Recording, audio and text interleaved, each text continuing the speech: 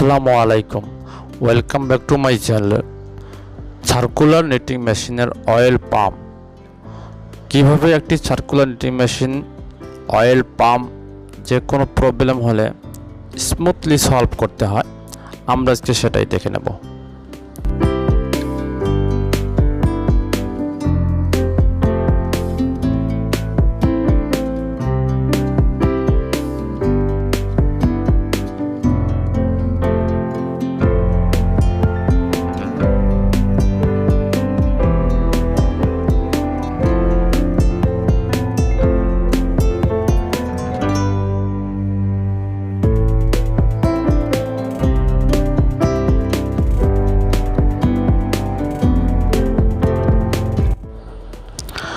প্রথমে অয়েল ট্যাঙ্কির উপরের কাভার খুলতে হবে। খোলার পরে প্রত্যেকটা নজলের মুখে এয়ার দিয়ে ভালো করে হাওয়া মেরে পরিষ্কার করতে হবে, কারণ প্রতিটি নজলের মুখে মাইক্রো ডাস্ট পরে নজলটিকে ব্লক করে দেয়।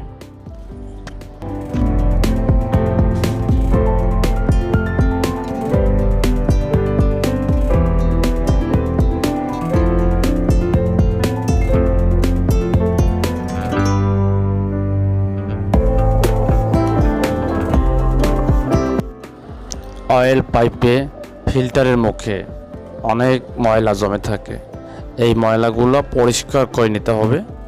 পরিষ্কার করার পরে ভিতরে পিনটা খুলতে হবে, খুলে ভালো করে হাওয়া মেরে পরিষ্কার করে আবার নতুন করে লাগিয়ে দিতে হবে।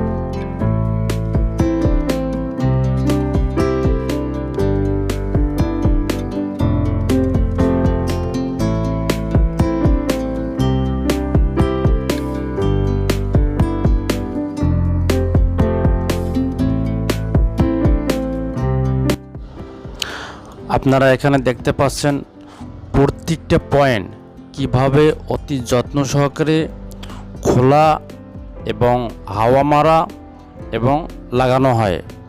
আপনারা ঠিক এভাবেই করবেন।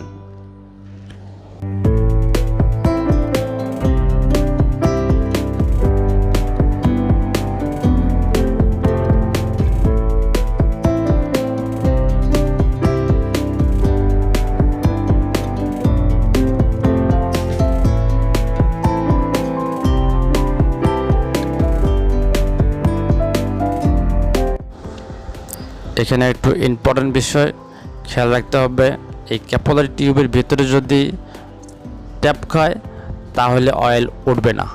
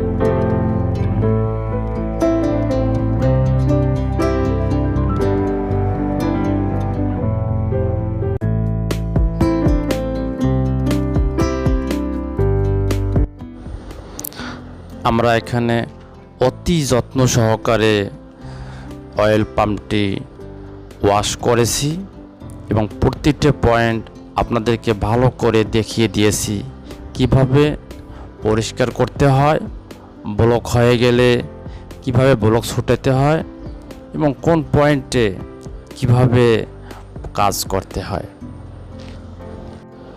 আপনারাও এভাবে কাজ করবেন। আশা করি যে কোনো ধরনের সার্কুলার নিটিং মেশিনের অয়েল পাম্প আপনারা অবশ্যই ভালো করতে পারবেন ইনশাআল্লাহ।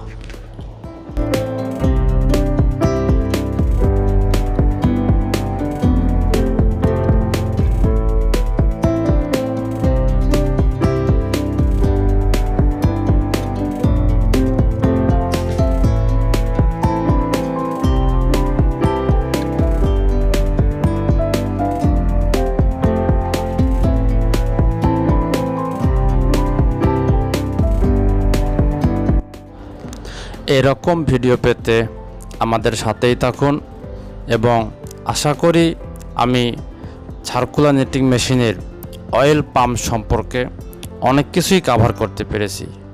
আপনি যদি এখনও মনে করেন যে অয়েল পাম্প সম্বন্ধে আমি কিছু মিস করেছি, তাহলে অবশ্যই আমাকে কমেন্টে জানাবেন। আর এছাড়াও আপনার আরও যদি কোনো ভালো পরামর্শ থাকে সেটাও আমাকে কমেন্টে জানাবেন।